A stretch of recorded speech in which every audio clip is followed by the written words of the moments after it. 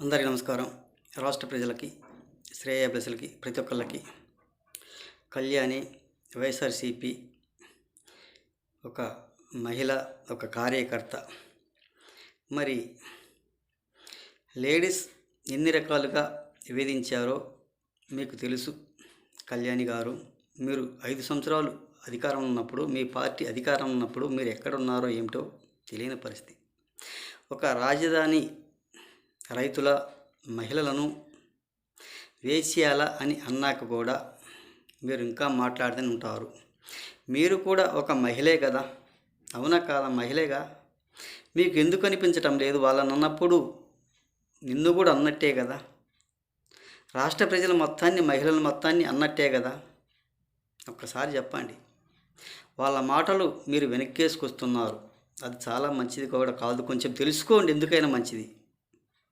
మరి ఆడపిల్లలకు పరిస్థితి గురించి, మద్యం గంజాయి గురించి మీరు వైసీపీ వాళ్ళను వెనక్కేసుకొస్తున్నారు. అది చాలా మంచిది కూడా కాదు. ఒక్కసారి తెలుసుకోండి. వాళ్ళు చేసిన గంజాయి, డ్రగ్స్, మద్యం గురించి, అక్రమాల గురించి ప్రతి ఒక్కరికి కూడా తెలుసు.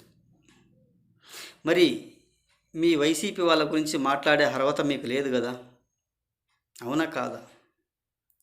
మహిళలంటే చాలా గౌరవము మీ జగనన్నకంటారు. అందుకేనా జగన్మోహన్ రెడ్డి గారి తల్లిని, చెల్లిని తరిమి వేశారు. కోర్టులో కేసులో కూడా పెట్టారు. కోర్టుల చుట్టూ కూడా తిప్పుతూనే ఉన్నారు, తిప్పారు. ఇదేనా మహిళలంటే గౌరవం? ఆయనకి అత్యంత గౌరవం. మీరు మాట్లాడే అసలు పద్ధతి కానే కాదు. కొంచెం తెలుసుకొని మాట్లాడండి. తెలుసుకోకపోతే మీ మూర్ఖత్వం, మీ సైకోతనం అంటారు. మీ పరిస్థితి అంతే, ఎలాగుంటుంది. 5 సంవత్సరాలు పరిపాలన చేసినా కానీ ఒక మహిళలు కానీ వేధించడం కానీ, అత్యాచారాలు కానీ, నేరాలు కానీ, ఘోరాలు కానీ ఎన్నో దారుణాలు చేశారు. మళ్ళీ రాజధాని రైతులను వేశ్యాల అని అనటం ఎంతవరకు సబబు? ఒక్కసారి ఆలోచించండి. చాలా మంచిదేనా? కాదు కదా. ఒకసారి అది మంచి పద్ధతి కాదు అనేది కొంచెం తెలుసుకోవాల్సిందిగా మీరు కూడా మాట్లాడే పద్ధతి కానీ, మాట్లాడే విధానం కానీ ఈ వైసీపీ వాళ్ళని వెనక్కేసుకొని వస్తుంటారు. కొంచెం తెలుసుకోండి మాట్లాడే విధానం అనేది. ఈ జగన్మోహన్ రెడ్డి గారు సతీమణి భారతిరెడ్డి గారు రైతులకి, మహిళలకి క్షమాపణ చెప్పాలి. వాళ్ళు కూడా అమరావతిలోనే ఉండేది, ప్యాలెస్లో ఇల్లు కట్టుకొని.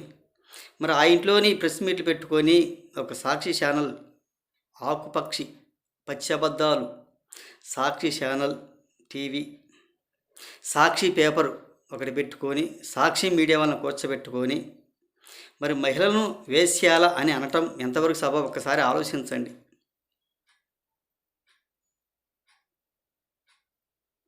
ఏది ఏమైనా తప్పు వాళ్ళకు అనిపించడం లేదు. చాలా కరెక్ట్గా మాట్లాడుతాం, చాలా పద్ధతిగా మాట్లాడుతున్నాం అనుకుంటున్నారు. అది పద్ధతి కాదు. కొంచెం తెలుసుకోండి.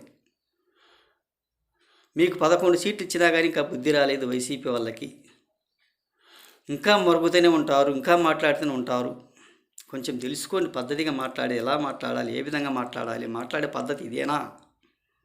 మహిళల గురించి అని తెలుసుకోవాల్సిందిగా రాష్ట్ర ప్రజలకి, శ్రేయోభిలాషులకి, ప్రతి ఒక్కళ్ళకి హృదయపూర్వక ధన్యవాదాలు.